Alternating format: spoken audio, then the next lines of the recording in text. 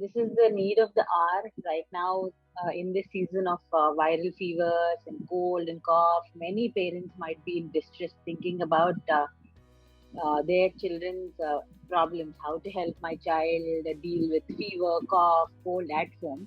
And I'll be more than glad to give you a few uh, remedies, home remedies, or things to do at home, or first aid measures that need to be followed in case of fever, cold, or cough. So, first things first, self-medicating children with improper dosages or over-the-counter medications is very harmful. I would please request all parents to refrain from that.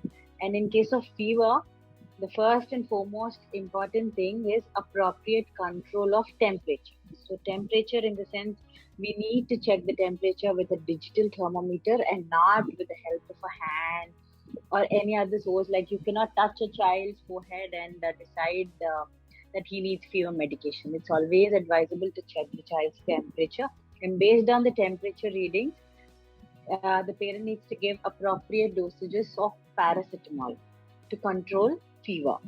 And they can get these dosages from the doctor or from the pediatrician easily. And it's always wise to keep a bottle of paracetamol at home available, and also to know the appropriate dosage beforehand. So the first thing is giving appropriate dosage of paracetamol around the clock. Along with this, the second most important thing is good hydration, good liquid intake. When there is fever, children tend to get a lot dehydrated. So it's very important to keep up their fluid intake. How can they do this at home? They can use ORS, that is oral rehydration solution, which is WHO recommended formula. They can get, if the child is on breastfeeding, it's very, very, very good to continue breastfeeding.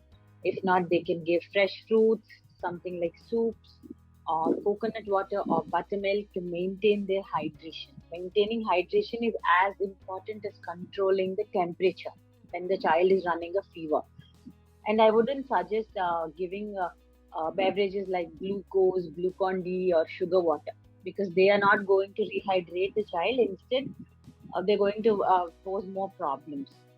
And third thing is knowing the first aid for seizures, fits, because some children have this tendency to throw fits when they're running the fever, because their threshold to control seizures decreases when they're running a fever. So it's important for the parent to know what to do when that happens, how to react, when to rush to the hospital. Instead of panicking, if they know these beforehand, it's going to help.